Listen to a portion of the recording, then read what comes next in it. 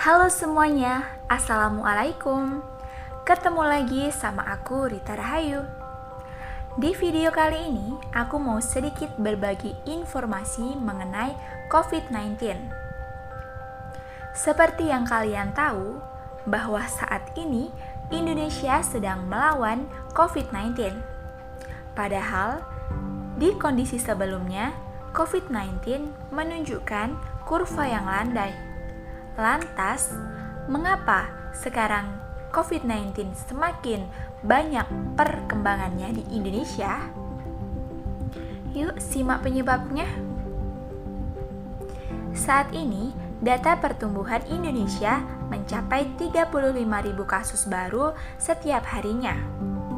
Tentunya, hal itu merupakan sebuah rekor baru untuk sejarah COVID-19 di Indonesia. Sampai saat ini, total kumulatif COVID-19 yang ditemukan di Indonesia sejak Maret 2020 hingga hari ini berjumlah 2,4 juta kasus yang tersebar di seluruh Indonesia. Dan setiap harinya lebih dari 1.000 kasus kematian terjadi akibat dari COVID-19 ini. Jumlah yang sangat banyak, bukan? Lalu, menurut kamu, apa yang menyebabkan kondisi COVID-19 semakin memburuk di Indonesia? Menurut Kementerian Kesehatan, ada 3 hal yang menyebabkan kasus COVID-19 menjadi lebih pesat di Indonesia. Faktor pertama, adanya interaksi sosial yang cukup tinggi di kalangan masyarakat.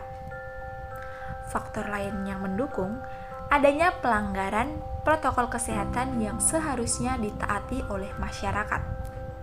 Dan hadirnya varian virus baru yang semakin berkembang dan semakin bervariasi juga turut mengambil peran dalam peningkatan angka COVID yang ada di Indonesia saat ini. Lantas, apa yang harus kita lakukan untuk mengurangi penyebaran dari virus COVID-19 ini? Ya, tentunya dengan kerjasama. Kerjasama untuk saling peduli satu sama lain dengan tetap mematuhi protokol kesehatan dan menaati peraturan yang sudah ditetapkan oleh pemerintah, yaitu menetapkan adanya PPKM.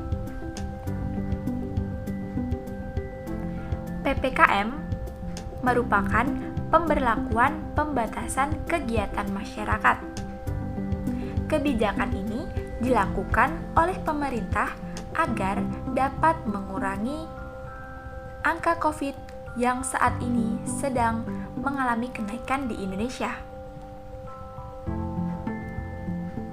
Dan hal yang bisa kita lakukan untuk mengurangi COVID-19 ini dengan melakukan vaksin. Tapi, banyak banget yang belum tahu manfaat dari vaksin dan masih enggan untuk dilakukan vaksin. Lalu, sebenarnya apakah vaksin itu berbahaya? Yuk kita bahas bareng-bareng. Sama seperti pada vaksin, umumnya vaksin COVID-19 memang bisa menimbulkan efek samping. Efek tersebut bisa berupa demam ringan, kelelahan, sakit kepala, dan nyeri otot yang biasanya berlangsung 1-2 hari setelah dilakukan vaksin COVID-19 ini. Efek samping tersebut merupakan respon tubuh ketika vaksin sedang menjalankan tugasnya untuk meningkatkan sistem imunitas kita.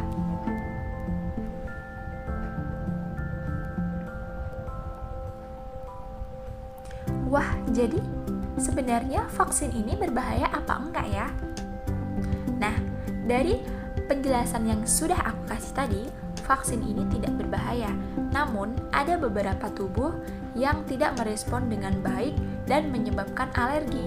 Jika tubuh kalian mengalami alergi atau gangguan lain selain efek yang telah dijelaskan tadi, segera konsultasikan ke dokter ya.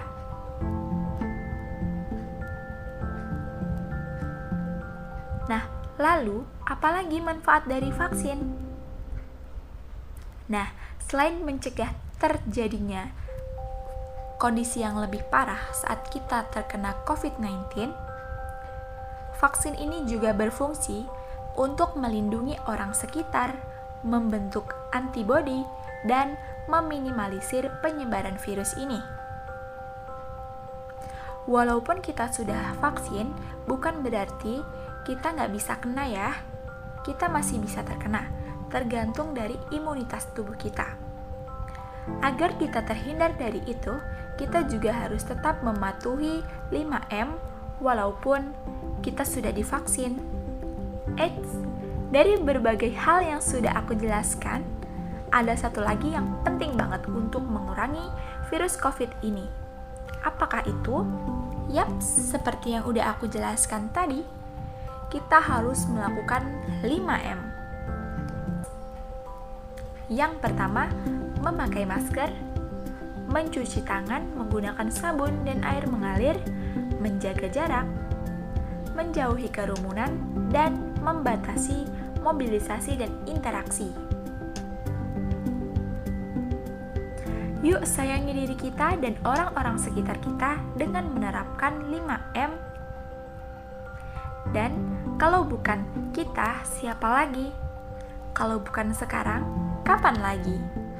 Yuk share video ini sebanyak-banyaknya ke teman-teman kalian dan keluarga kalian agar mereka lebih paham mengenai bahaya dari COVID-19 ini dan hal-hal apa yang bisa mereka lakukan untuk menjaga diri sendiri dan menjaga orang sekitar. Sekian dulu video dari aku, semoga video ini bermanfaat. Wassalamualaikum warahmatullahi wabarakatuh.